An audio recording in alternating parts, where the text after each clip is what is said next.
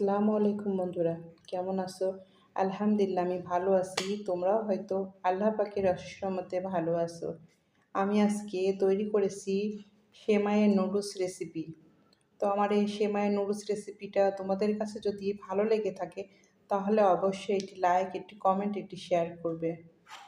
আর অবশ্যই কমেন্টের মাধ্যমে জানাবে আমার এই সেমাই নুডলস রেসিপিটা তোমাদের কাছে কেমন লাগলো। তো বন্ধুরা দেখতে থাকো আমি কিভাবে সেমাই নুডলস রেসিপিটা তৈরি করলাম।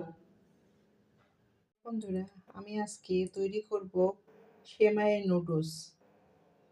নুডলসের বিকল্প একটি রেসিপি সেমাই দিয়ে আমি তৈরি করব। আমি এখানে পরিমাণ মতো সেমাই নিয়ে নিয়েছি। আর এখানে আমি নিয়েছি পেঁয়াজ কুচি, রসুন কুচি, কাঁচামরিচ কুচি।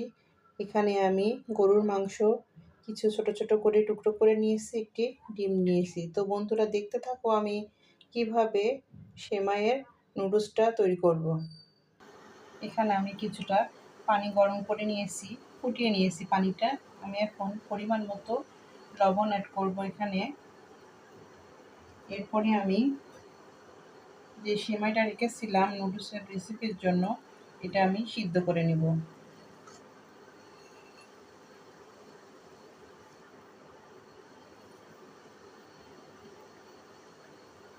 এরপরে আমি এখানে 1 চামচ তেল দিয়ে নেব।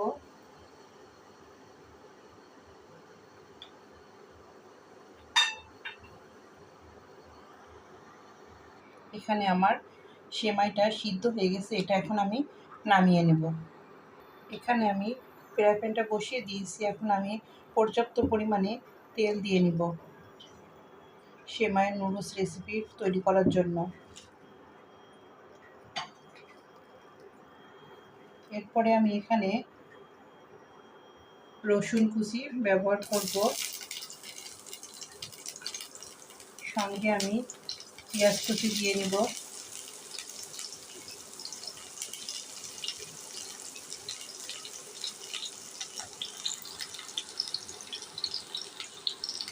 এরপরে আমি এখানে যে মাংসটা কেটে নিয়েছিলাম সেটা আমি পেঁয়াজ রসুনের সঙ্গে ভেজে নেব।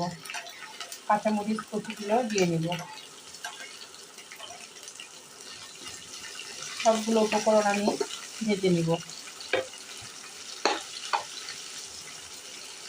এখানে আমি কিছুটা সয়া সস ব্যবহার করব।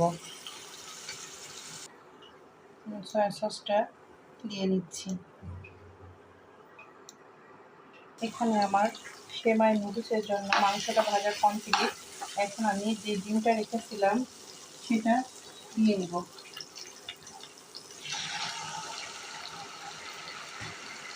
ডিমটা আমি সুন্দর করে মাংসের সঙ্গে ভেজে নিব। এখানে আমি নুডলসের মশলা দিয়েছি 2 প্যাকেট।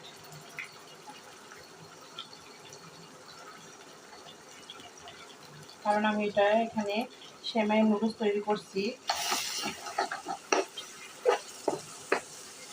তো এইভাবে আমি ডিম আর মাংসটা পেঁয়াজ রসুনের সঙ্গে ভেজে নিব। এখানে আমি এখন যে সেমাইটা সিদ্ধ করে রেখেছিলাম সেটা এখন আমি দিয়ে নিব।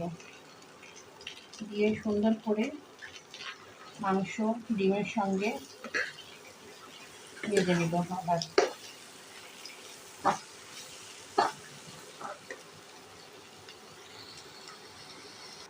এখানে আমি কিছু পরিমাণে ধনেপাতা অ্যাড করব এখন।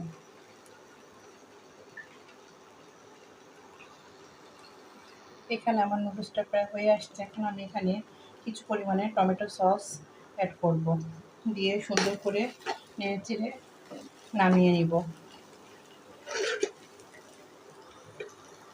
তো বন্ধুরা এখানে আমার সেমাইয়ের নুডলস রেসিপিটা তৈরি হয়ে গেছে।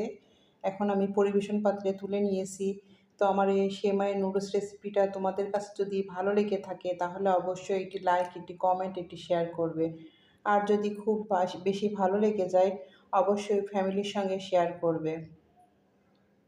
তো বন্ধুরা সেমাইয়ের ইউনিক একটি রেসিপি আমি তৈরি করলাম।